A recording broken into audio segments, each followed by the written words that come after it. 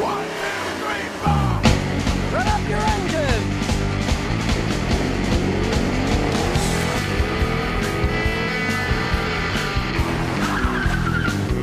Time for the Scotty Kilmer channel. Today I'm going to show you why it's a good idea to wax your car. Because if you don't, your car can end up like this, all faded and rusty. And to think that this was once my car. I sold it to a customer years ago, needless to say, it hasn't been waxed even once in all those years. Now, as crazy as it sounds, the paint on your car is still somewhat flexible. And if you don't wax it and keep it pliable, it'll crack, fade, and rust. And once it starts cracking, it's too late. So you need to wax it so the cracks never start in the first place. Now, you don't want to wax over dirt because the dirt will scratch it and it won't seal it right. So first you have to wash your car. Use a little soap that's made just for washing cars. Then rinse the car off before you use the soap. And when you're cleaning with the soap, don't use a sponge. They can actually scratch the paint. I use this sheep's wool mitt. It does a good job cleaning and it doesn't scratch. Then start cleaning.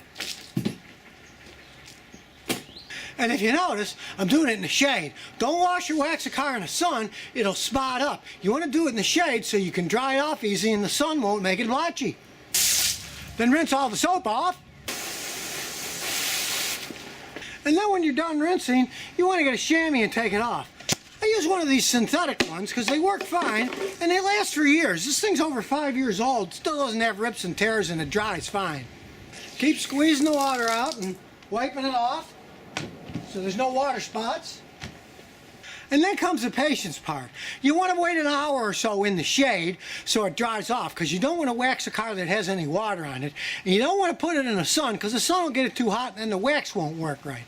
Then once the car is totally dry, get out the wax and start waxing. Now there's all kinds of waxes, solid ones, liquid ones, ones that claim they last forever, but really, the solid wax ones that are hard, they're a little bit harder to put on, but they last longer and they're going to make your car look better in the long run. The ones you squirt on, they don't hold up as well. Now once the car is dry, you get one of these applicators, rub it inside on the hard wax, and then do circular motion on the car. Do a section at a time,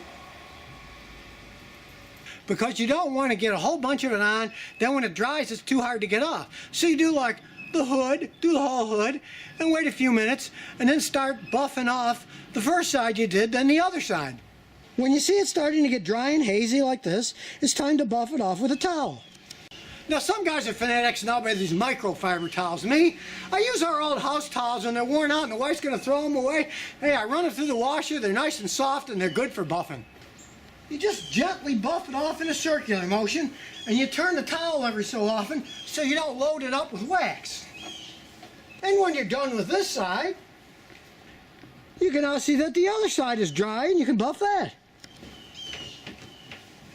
Waxing your car section by section gives it a good gloss, doesn't build up too much, and it will buff out really nicely. If you do the whole car and then go back, some of that white stuff is going to stay on your car, it's going to look horrible.